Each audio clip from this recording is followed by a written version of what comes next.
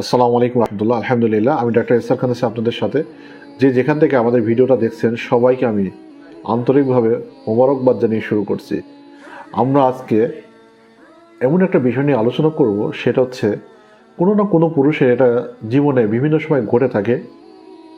তো আমরা চেম্বারে বিভিন্ন সময় কিছু রুগী পেয়ে থাকি।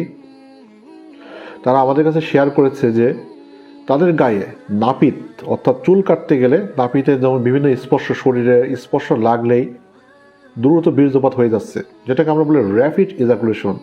উইথিন সেকেন্ড, মানে কয়েক সেকেন্ডের মধ্যেই বীর্যপাত হয়ে যায়।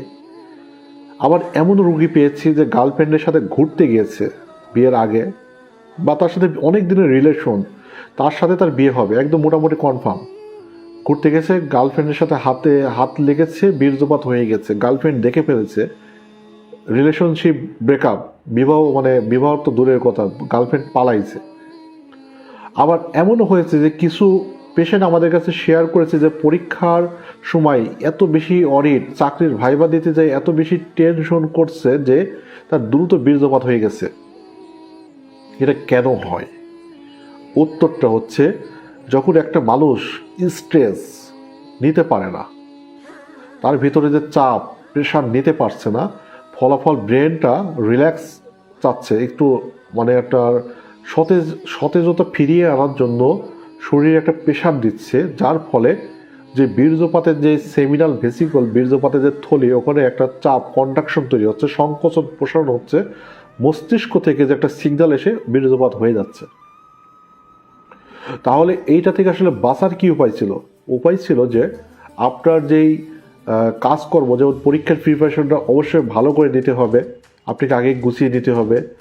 আর যে সমস্ত হাইপার সেন্সেশনের কারণে বীর্যপাতটা হয়ে যাচ্ছে, যে একটা কথা বলবো যে নাপিতের স্পর্শের কারণে, অর্থাৎ শরীরে একটু স্পর্শ লাগলেই আপনি নিজেকার সংবেদনশীলতা অতিরিক্ত হওয়ার কারণে নিজেকে ধরে রাখতে পারছেন না, তাদেরকে আমরা বলি যে এই সংবেদনশীলতা কমিয়ে রাখার জন্য কিছু আপনার অ্যান্টি ডিপ্রেশন কিছু ওষুধ পাওয়া যায়, অ্যাংজাইটি রিমুভ করার জন্য কিছু মেডিসিন পাওয়া যায়, ড্যাপক্সিটিন, প্যারক্সিটিন ইত্যাদি ইত্যাদি গ্রুপের।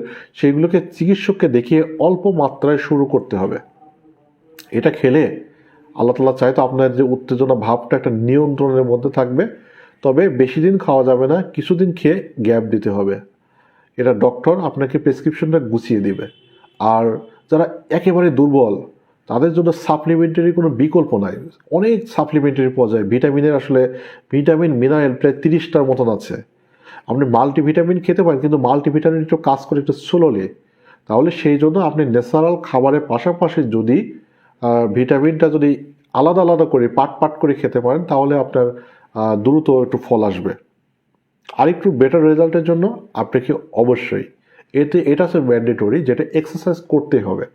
পেটের ব্যায়াম এবং যেই নার্ভাস সিস্টেমটাকে ভালো করার জন্য, কন্ট্রোলটাকে ধরে রাখার জন্য আপনার যে ব্যায়ামগুলো আছে সেই ব্যায়ামগুলো অবশ্যই করতে হবে। আর মাইন্ডটাকে রিল্যাক্সেশন করার জন্য যে সমস্ত পুরুষেরা অস্থিরতার কারণে বীর্যপাতটা করে দেয়, তাদেরকে আমরা বলি যে আপনাকে মেডিটেশন জাতীয় যে সুন্দর চিন্তা, যেটাকে আমরা বলি আরবিতে বলা হয় মোরাকাবা, নিজেকে একটু সুন্দর করে রিল্যাক্সেশন, ধ্যান করা, ইংরেজিতে বলা হয় মেডিটেশন। এইগুলো যদি চর্চা করা যায়, তাহলে এই যে অতি দ্রুত বীর্যপাতের সমস্যা থেকে বেরিয়ে আসবেন। আর আমরা চিকিৎসা ব্যবস্থায় এটা লোকাল স্প্রে, জেল, ক্রিম, ওষুধ, ইনজেকশন ইত্যাদি ইত্যাদি থেরাপি বহু কিছু করে থাকি। এটাতে সঠিকভাবে দিতে পারলে ইনশাল্লাহ রোগীরা ভালো ফলাফল লাভ করে। সেই জন্য এতে দুশ্চিন্তা হওয়ার কোনো কারণ দেখি না। আর স্ত্রীদেরকে আমরা পরামর্শ দিয়ে থাকি যে স্বামীকে আপনারা ছেড়ে যাবেন না, এই ক্ষেত্রে সাপোর্ট দিবেন, একটু ভালো সাপোর্ট দেন, চিকিৎসা নিতে উৎসাহিত করেন। ইনশাল্লাহ আপনারা খুবই সুন্দর, আপনাদের দাম্পত্য জীবনটা সুন্দর হবে। আর যারা অবিবাহিত আছে তারা ভয় পাবেন না, আপনি খারাপ কাজ থেকে বেঁচে থেকে এই যে পরামর্শগুলো আমরা পেজে যা দিয়ে রেখেছি সেইগুলো একটু একটু করে মানতে থাকেন। আল্লাহ চাইতো আপনারা খুবই একটা উপকার, আল্লাহ তাআলা চাইতো আপনাদের দাম্পত্য জীবনের সুখের করবে। আর যে পাপগুলো আমরা করে ফেলি কমলে, যেগুলো আসলে নিষিদ্ধ, সেই জিনিসটা থেকে আল্লাহ তাআলা আমাদের সবাইকে হেফাজত করবে। এই পর্যন্ত আমরা ভিডিওটা এখানে শেষ করতে হচ্ছে। আবারও আপনাদের সামনে অন্য একটা বিষয় নিয়ে হাজির হব। আল্লাহ হাফেজ।